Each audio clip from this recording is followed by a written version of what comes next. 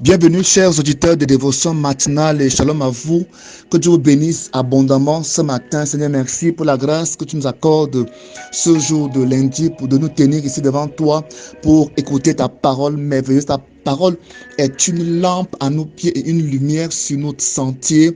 C'est que ce matin, que cette parole donc vient éclairer nos pas, vient éclairer nos vies, vient éclairer nos pensées, vient illuminer toute notre existence au nom puissant de Jésus-Christ de Nazareth. Merci Père pour ta grâce au nom de Jésus-Christ de Nazareth. Je vous salue tous ce matin au nom de Jésus-Christ. Je prie que la grâce de Dieu continue à se manifester, à inonder votre vie tout entière au nom de Jésus-Christ. Éphésiens chapitre 3 à partir du verset 1 à partir du verset 14 au verset 21. Paul ici s'extasie en action de grâce face à l'amour que Dieu a manifesté en Jésus-Christ. Là-bas, il révèle, quand nous lisons à partir de Éphésiens 1 jusqu'à Éphésiens 3, du verset 1 au verset 13, nous voyons l'amour de Dieu. Il n'y a que l'amour de Dieu, qui est manifesté au travers des dons, que Dieu nous a fait. Alors Paul ici au verset 14 écrit aux Éphésiens, il dit voilà pourquoi je me mets à genoux devant le Père, de qui dépendent comme d'un modèle toutes les familles des cieux et de la terre. Je lui demande qu'il vous donne, qu'il vous accorde à la mesure de ses glorieuses richesses, d'être fortifié avec puissance par son esprit dans votre être intérieur. Amen. C'est magnifique. Que le Christ habite dans votre cœur par la foi, enraciné et solidement fondé dans l'amour. Vous serez ainsi à même de comprendre avec tout ce qui appartient à Dieu combien l'amour du Christ est large, long, élevé et profond. Oui, vous serez à même de connaître cet amour qui surpasse tout ce qu'on peut connaître, et vous serez ainsi rempli de toute la plénitude de Dieu. À celui qui, par la puissance qui agit en nous, peut réaliser infiniment au-delà de ce que nous demandons ou même pensons. À lui soit la gloire dans l'Église et en Jésus-Christ pour toutes les générations et pour l'éternité. Amen. Ici, l'apôtre Paul nous dit beaucoup de choses, beaucoup de très très bonnes choses au même moment. Il montre clairement comment nous devons, n'est-ce pas, nous atteler à comprendre les dimensions, la hauteur, profondeur, largeur et longueur de l'amour de Dieu. Il dit, voilà pourquoi il se met à genoux devant le Père de qui dépendent comme d'un modèle toutes les familles des cieux et sur la terre. Il dit, je lui demande de vous accorder. Donc ici, l'apôtre Paul dit que pour comprendre l'amour de Dieu, il faudrait que nous puissions être fortifiés, nous puissions avoir, n'est-ce pas, la sagesse, qu'on soit fortifié dans notre homme intérieur. Il dit qui vous accorde à la mesure de sa glorieuse puissance, de ses glorieuses richesses, d'être fortifié avec puissance par son esprit dans votre être intérieur. Que le Christ, verset 17, que le Christ habite dans votre être intérieur, qu'il habite vos cœurs par la foi, enraciné et solidement fondé dans l'amour. Vous serez ainsi à même de comprendre l'amour de Dieu, de comprendre avec tout ce qui appartient à Dieu combien l'amour du Christ est large. Ici, l'apôtre Paul prie pour nous encore, il prie pour vous et il fait des suggestions de prière. Donc il voudrait que les chrétiens, les frères et sœurs en Christ, n'est-ce pas, soient fortifiés, que Dieu leur accorde à la mesure de ses glorieuses richesses, d'être fortifiés avec sa puissance, par son esprit, par le Saint-Esprit, par l'Esprit de Dieu dans notre être intérieur, que le Christ habite dans notre cœur par la foi, enraciné et solidement fondé dans l'amour. Donc ici, l'apôtre Paul montre que il veut que les chrétiens soient solidement enracinés, fondés dans l'amour de Dieu. Amen. Donc nous devons être confondés dans l'amour de Dieu. Tout notre comportement, c'est dans l'amour de Dieu que nous trouverons notre épanouissement, que nous trouverons notre accomplissement. C'est quand nous serons fondés, basés, enracinés dans l'amour de Dieu, que beaucoup de choses se passeront en bien pour nous.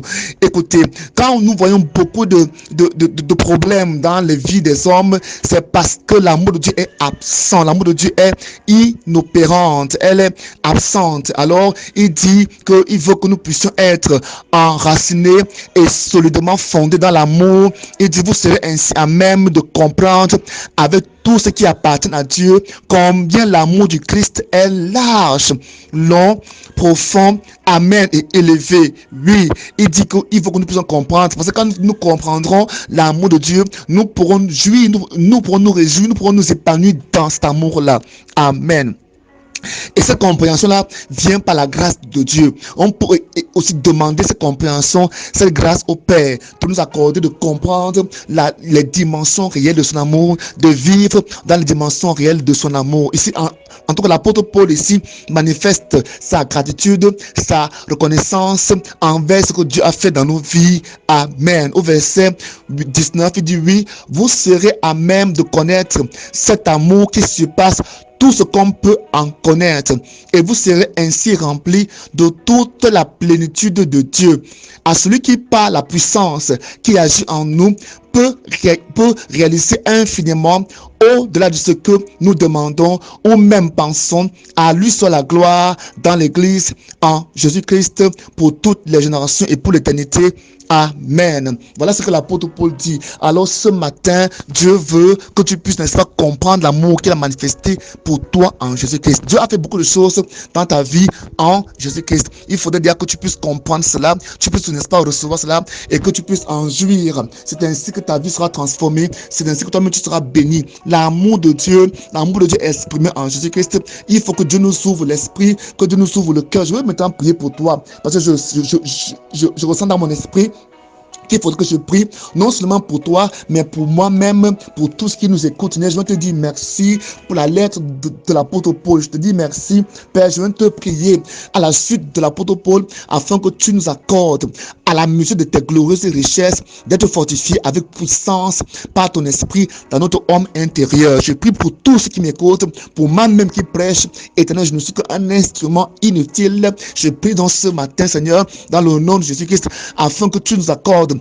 à la mesure de tes glorieuses richesses, Père, d'être fortifié avec puissance par ton esprit dans notre homme intérieur. Que l'impuissance disparaisse de notre vie, que la faiblesse disparaisse, le découragement disparaisse de notre vie, que nous soyons fortifiés dans notre intérieur au nom de Jésus-Christ. Il dit que le Christ habite dans votre cœur. Père, je prie ce moment afin que tu habites réellement dans chaque cœur, dans mon cœur, dans le cœur de ceux qui écoutent.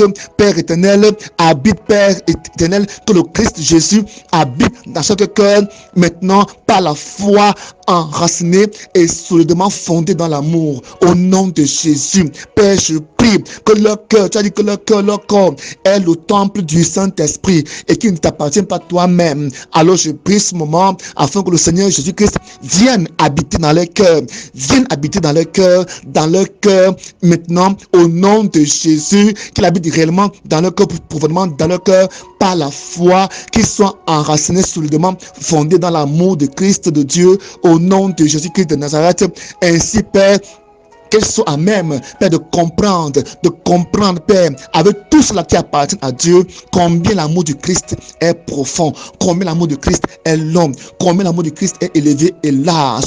Père, je prie ce matin que ta grâce et que ton esprit commence à toucher, commence à envahir, commence à inonder les vies des hommes qui écoutent ces voix au nom de Jésus. Que ce matin de lundi soit une matinée bénie. Je vais prier pour ce mois qui commence de février, que ta grâce, oh Dieu, soit abondante, les touche, les libère, toute forme de captivité soit complètement enlevée, brisée, toute forme de rejet, toute forme de déformation, de difformité dans la vie soit brisée, toute forme de maladie soit brisée, que l'amour de Dieu, oh, en eux, remplisse leur cœur, inonde leur vie, au nom de Jésus-Christ de Nazareth. Père, je te prie que tu leur accordes cette grâce-là. C'est toi qui peux le faire. C'est toi et toi seul qui peux l'accorder d'être fortement enraciné, fortifié en toi. C'est toi qui peux encore leur accorder la grâce de te recevoir pleinement dans leur cœur et d'être fortement enraciné et solidement fondé en toi. Merci Père parce que tu le fais. Merci Saint-Esprit parce que tu le fais. Merci parce qu'ils sont solidement enracinés en toi et que rien ne pourra détruire cela, ces fondements. Je te dis merci. Je te rends toute la gloire, je te donne toute la gloire, je te bénis ce matin, gloire à ton Saint-Nom Père, au nom de Jésus-Christ de Nazareth. Merci Jésus, merci pour ta grâce, merci pour ta main puissante dans leur vie, au nom puissant de Jésus-Christ de Nazareth. Amen. Soyez bénis abondamment pendant que vous partagerez, pendant que vous-même vous écouterez et réécouterez. Que Dieu vous bénisse puissamment au nom de Jésus-Christ. Mon nom c'est Bled Bethiem. Soyez bénis au nom de Jésus. Amen.